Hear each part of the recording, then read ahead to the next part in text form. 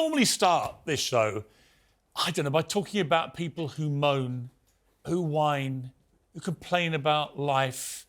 The woke brigade, you know the ones I'm talking about, the whining little wastrels that wreck our ability to have fun.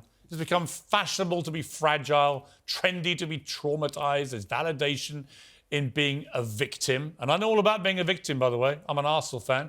We blew an 8-point lead at the top of the Premier League to gift another title to oil-rich Manchester City. There they are, lifting the trophy yesterday, rubbing it squarely in my bitter and twisted face. But somehow, as I keep being reminded on social media, it's wrong for me to categorise what happened to my team as failure. It was a great success, apparently. And if I say otherwise, well, I'm demeaning the players. How did we get to this place? Every day we're overwhelmed by stories about people who are motivated by nothing and offended by everything. But not today. Today, I found an antidote. A shepherd to guide us through this maelstrom of self-inflicted misery. A little ray of sunshine through the black clouds of wokery. His name is Michael Block. You may not have heard of him. You probably, if you don't like golf, you definitely won't have heard of him. But it's not about golf. It's about a lot more than golf. Michael Block is 46 years old.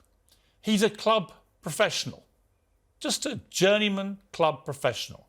He gives golf lessons every week for about $150 a time at his local club in California. Literally teaches people how to play the game. Once a week, he takes a bucket of balls out himself and whacks them around.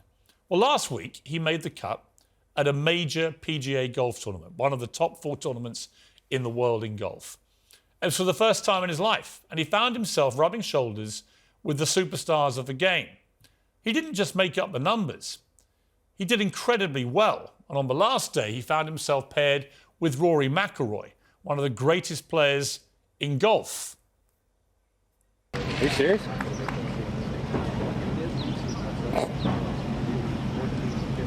Wow. That should be fun. We're going to have a good time. Well, it was fun. That everyman humility and infectious spirit. He couldn't believe he was going to be playing with Rory McIlroy. Powered him through the week and onto that final Sunday yesterday. And the more interviews that he gave, Michael Block, the more that he played, the more the crowds, both there and on television, fell in love with this guy. He was the regular Joe, given an extraordinary once-in-a-lifetime opportunity that he seized. And boy, did he seize it. Watch what he did yesterday. Seconds ago at the 15th. The fairy tale story gets better. A home run for Michael Block. He didn't go in, did it? Straight in the hole. Straight in. I mean, you hardly ever see that, by the way. It either bounces before it goes in or it rolls in. How often do you see a hole-in-one go straight in? And then the next question, how often do you see it done by a 46-year-old journeyman club professional in a major tournament when he's playing with Rory McIlroy in front of thousands and thousands of spectators? If Michael Block couldn't believe it had gone in, it's because nobody else could either. This shouldn't be happening. Top-ranking stars go through careers without ever doing that. It's like scoring a hat-trick at the World Cup final in football. And in this case, it was scored by a player you've never heard of, making his first appearance.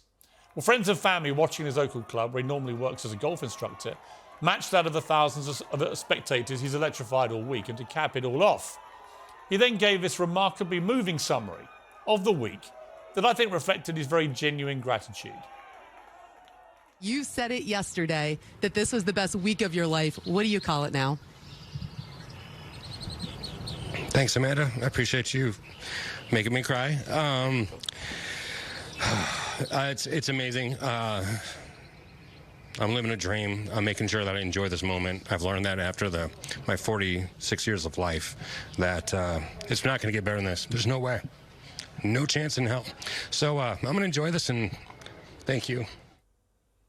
What a guy. Humble, funny, inspirational, decent, hard-working, a real grafter. And how moving was that? How inspiring. A normal bloke who defied ridiculous odds to tear up a major sporting tournament and thrill the world. So tonight I salute Michael Block, the Rocky Balboa of golf. In this world of little whiners, we should all be more like Michael Block. Well, I'm joined fortuitously by the legendary sports promoter, Barry Hearn. Now, Barry, you came on to talk about something else, and we'll get to that in a moment. But first of all, I love this story because it's not about golf. It's not really about sport. It's about life, never giving up, keep trying. All these virtues which have become unfashionable, mental strength, resilience, all that stuff. Well, what's not unfashionable is that we all love a Cinderella story. Yeah. We all remember what happened to Cinderella. She went to the ball. She lost her shoe, but she got the winning prince in the end. And what Michael Block did was show that anyone can do it. Yeah. You know, in life, in sport, you can only be the best you can be. Nothing else. Do you feel that we're in an era now where people just give up too easily on everything? No, not necessarily. I think we're in an era of ultimate professionalism, which sometimes takes the part of losing the personalities. That's driven out of you. Well, I wasn't talking about sports so much. I'm talking about life. Society.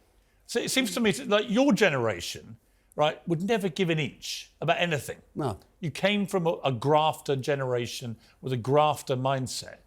Not for you celebrating losing or weakness, right? I mean, it just wouldn't cross your mind. No, well, I think we did come from a different time, but I think that spirit is still there, somewhere out there to be found. And certain individuals don't do anything but shock you when a Michael Block comes on the scene. Whoa, goodness me, never seen it before. Actually, we have. We've seen it a dozen times. Yeah. And it's memories that live with us forever.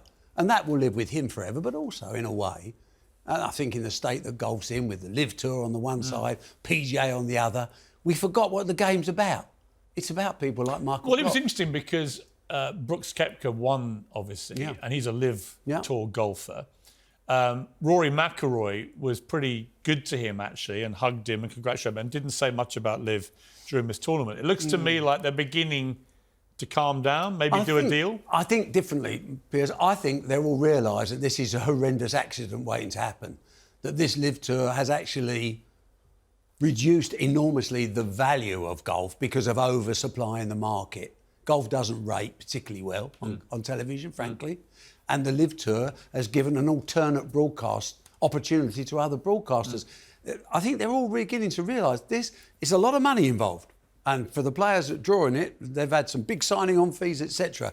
That's not necessarily the answer, because they're suddenly realising you can't buy history and you can't buy special moments that people like Michael Block supplied. It goes beyond the normal realms of who's getting a few $1 million more.